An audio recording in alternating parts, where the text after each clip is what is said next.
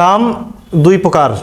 এক কাম হইল ইস্তেফামিয়া, যে কামের মাধ্যমে প্রশ্ন করা হয়, আর এক কাম হইল আল খাবারিয়া, যে কামের মাধ্যমে কোনো একটা জিনিসের খবর দেওয়া হয় এবং এটা আশ্চর্যের সাথে বেশি বোঝানোর জন্য। কত খেয়েছি আমি, কত দেখেছি।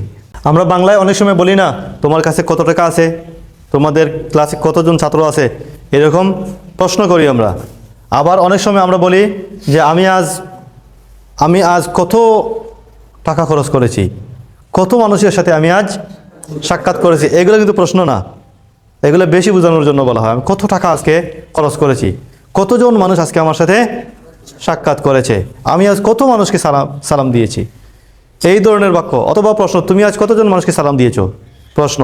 এই ধরনের বাক্য তুমি আরবিতে কিভাবে বলবেন?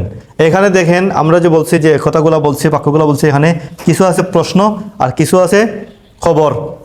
আমি আজ কত মাছ খেয়েছি, এটা খবর, এটা প্রশ্ন না। আর তুমি আজকে কয়টা মাছ খেয়েছো, এটা হলো প্রশ্ন। এইগুলা কাম দিয়ে বলা হয়। কাম একটা হরফ, এই কামের মাধ্যমে এইগুলার ব্যবহার করা হয়। কাম দুই প্রকার। এক কাম হইল ইস্তেফামিয়া, যে কামের মাধ্যমে প্রশ্ন করা হয়, আর এক কাম হইল আল খাবারিয়া, যে কামের মাধ্যমে কোনো একটা জিনিসের খবর দেওয়া হয় এবং এটা আশ্চর্যের সাথে বেশি বোঝানোর জন্য। কত খেয়েছি আমি, কত দেখেছি। দেখেন, আমরা প্রথমে কাম আল ইস্তেফামিয়ার ব্যবহার করি। কাম আল ইস্তেফামিয়া এটা ইউস আলু বিহা আন আদাদিন মাজহুল, অনির্দিষ্ট একটা সংখ্যার উপরে কাম দিয়া জিজ্ঞাসা করা হয়। কয়টি গল্প তুমি লিখেছ, কয়টি গল্প তুমি লিখেছ। গল্প কি কয়টি এখানেও কি নির্ধারিত হয়েছে? উত্তর দিলে তখন কয়টা গল্প নির্ধারিত হবে। কিন্তু আমি যে প্রশ্ন করলাম তুমি কয়টি বাক্য লিখেছ, এই যে প্রশ্ন করলাম, সংখ্যা কি নির্ধারিত আছে না মজহুল, অনির্ধারিত? নির্দিষ্ট না, মজহুল একটা সংখ্যা, সংখ্যাটা নির্ধারিত কোনো সংখ্যা নাই। কাম দিয়া মজহুল একটা সংখ্যার উপরে কি করা হয়? প্রশ্ন করা হয়। তুমি কয়টি লিখেছো, একটা মজহুল একটা সংখ্যা হইতে পারে, যে কোনো একটা সংখ্যা হইতে পারে। এরপরে কাম আল ইস্তেফামিয়া, যখন কাম দিয়ে তোমার প্রশ্ন করার উদ্দেশ্য হবে, তখন কামের পরে একটা ইসিম থাকবে, কামের পরে একটা ইসিম থাকবে, সবসময় একটা ইসিম থাকবে। এই ইসিমটা হবে কামের তামিজ। কি হবে? তামিজ। তামিজ কি? কাম, আমি বললাম কত বা কয়টি। দেখুন তো, কয়টি বলার পরে বা কত বলার পরে তোমার মধ্যে একটা প্রশ্ন আসবে না যে কি কয়টি, কয়টি কলম বা কয়টি ঘড়ি বা কয়টি দেয়াল বা কয়জন ছাত্র, একটা তো বলবে। কয়টি বললে এটা কি স্পষ্ট হয়েছে? কি কয়টি, এটা কি স্পষ্ট হয়েছে? কয়টি, তুমি বলে কয়টি, কাম মানে কয়টি বা কত, কি কত, কত টাকা, কত দিরহাম, কত দিন, কত মাস, স্পষ্ট হয়েছে? শুধু কাম বললে, কত বললে অস্পষ্ট রয়ে যায়। এরপরে যখন তুমি বললে কত দিন বা কত মাস, কত বৎসর, তাইলে নির্ধারিত হয়ে গেল যে কত মানে এটা, কত এটা বৎসর, কত মানে মাস, কত। ঠিক আছে না? তাইলে দেখেন, কামের পরে আমরা একটা ইসিম আনলাম, যে ইসিমটায় কামের মধ্যে যে অস্পষ্টতা ছিল এটাকে দূর করছে, এটাকে দূর করছে।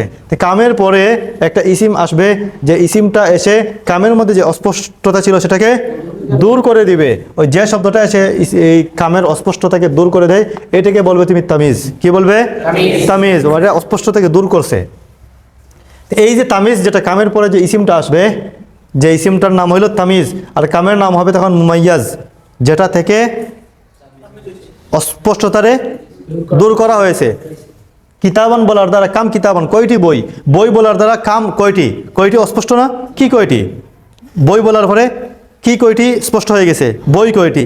তাহলে বইয়ের দ্বারা কামের অস্পষ্ট থেকে দূর করা হয়েছে না, দূর করা হয়েছে। যার স্পষ্টতা দূর করা হয় তার নাম মুমাইয়াজ, আর যে শব্দ এসে অস্পষ্টতা দূর করে তার নাম তামিজ। তাহলে কাম ইস্তেফামিয়া এর তামিজ সব সময় মুফরদ হবে, মানসুব হবে। কামের পরে কাম আল ইস্তেফামিয়া যখন এর দ্বারা প্রশ্ন উদ্দেশ্য হবে, তখন তারপরে যে একটা ইসিম থাকবে, কয়টি বই, কয়টি খাতা, কয়টি কলম, কয় বার, কয় দিন, ওই যে দিন, বই, কলম, খাতা, বার, এই সবগুলা কামের পরে একটা ইসিম না? কামের পরে যে ইসিমটা আসবে তামিজ হিসাবে, এই তামিজ ইসিমটা সব সময় মুফরদ হবে আর মানসুব হবে, মুফরদ হবে আর মানসুব হবে, সব জমা হবে না, তাসনিয়া হবে না, সব সময় এক বচন শব্দ হবে, আর এটা জবর হবে, মানসুব হবে, দুই জবর হবে। বুঝছেন? এবং কাম ইস্তেফামিয়া এরপরে তোমার জবাব লাগবে। কি লাগবে? তুমি কয়টি বই কিনেছো, উত্তর দিতে হবে না, এটা জবাব লাগবে। তাইলে দেখেন, এই বাক্যগুলো দেখেন আমরা কি পাইলাম, কাম আল ইস্তেফামিয়া যখন উদ্দেশ্য হবে, প্রশ্ন উদ্দেশ্য হবে, তখন কামের পরে যে একটা ইসিম থাকবে, এই ইসিমের নাম যেটা তামিজ, এই তামিজটা মুফরদ হবে এবং মনসুব হবে, জবর হবে, জমা কোনো সময় হবে না। আর তারপরে কি লাগবে, একটা খবর, তারপরে একটা খবর আসবে। তাহলে দেখেন আমরা বললাম যে কাম কিতাবান কারাতাল ইয়াউমা, তুমি আজ কয়টি বই পড়েছো? আরবি কি কাম কিতাবান, এইটাকে কি কিতাবিন বলবেন বা কাম কিতাবুন বলবেন না, কারণ আমরা জানি তামিজটা কি হয়, মনসুব হয়, আর কামের তামিজটা মনসুব হয় আর কি হয়, মুফরদ হয়, জমা হবে না। কাম কিতাবান কারাতাল ইয়াউমা, তুমি আজ যেহেতু এটা কাম ইস্তেফামিয়া প্রশ্ন, এই জন্য এই বাক্যটার পরে ইস্তেফামিয়ার এই চিহ্ন লাগবে, প্রশ্নবোধক চিহ্ন লাগবে। তাহলে বলবেন কি কাম কিতাবান কারাতাল ইয়াউমা, তুমি আজ কয়টি বই পড়েছো? উত্তর দিতে হবে না, বলবেন কি আমি আজ 5টি বই পড়েছি। কারাতুল ইয়াউমা খামসাতা কুতুবিন, কারাতুল ইয়াউমা কাযা কিতাবিন, কাযা কিতাবিন মানে আমি আজ এতটা বই পড়েছি, কাযা কিতাব, আমি আজ কারাতুল ইয়াউমা কাযা ওয়া কাযা, আমি আজ এত বই পড়েছি। এরপরে বাক্য বলেন দেখি, কাম তিলমিজান ফাজা ফিল ইমতিহান, পরীক্ষায় কয়জন ছাত্র সফল হয়েছে, তুমি একটা উত্তর দিবে। এরপরের বাক্য বলেন, কাম ইয়াউমান তাসুমু ফি রমাদান, তুমি রমজানে কয়দিন রোজা রাখো, তুমি রমজানে কয়দিন রোজা রাখো। এরপরের বাক্য বলেন, কাম মাররাতান যুরতা বাইতাল্লাহি, অর্থ কি তুমি বাইতুল্লাহ কয়বার জিয়ারত করেছো। এরপরে কাম সাআতান তাদরুসুনা আল-লুগা আল-আরাবিয়্যা, তুমি আরবি ভাষা কয় ঘন্টা অধ্যয়ন করো, তোমরা আরবি ভাষা কয় ঘন্টা অধ্যয়ন করো। এখন কথা হইল, এই যে কামের পরে দেখেন কোন জায়গায় কাম কিতাবান কারাতা, কিতাবান মূলত কারাতার মফুল, কাম দিয়ে মফুলের মধ্যে প্রশ্ন করা হয়েছে। এরপরে কাম তিলমিজান ফাজা, মূলত তিলমিজান ছিল ফাজার ফাইল, তাহলে তিলমিজানের মধ্যে মূলত তার ফাজার ফাইলের মধ্যে প্রশ্ন হয়েছে।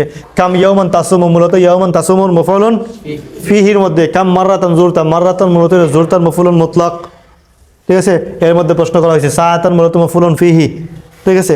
এটা কাম দিয়ে কিসের মধ্যে প্রশ্ন করা হয়েছে, এবং এটা এই কাম আর তার পরের শব্দের নাম কি, তামিজ, তামিজ না, কাম আর তার তামিজ মিলে তারকিবের মধ্যে কি হবে, এটা তোমাদেরকে আরেকদিন দেখানো হবে। এটা এক একটার তারকিব এক এক ধরনের, কামের তারকিবগুলা সবগুলা এক ধরনের তারকিব হয় না, এক একটা তারকিব এক এক ধরনের হয়, এটা আলাদাভাবে দেখানো হবে একদিন। তাহলে কাম ইস্তেফামিয়া বুঝলেন তো। এখন আসেন কাম আল খাবারিয়া।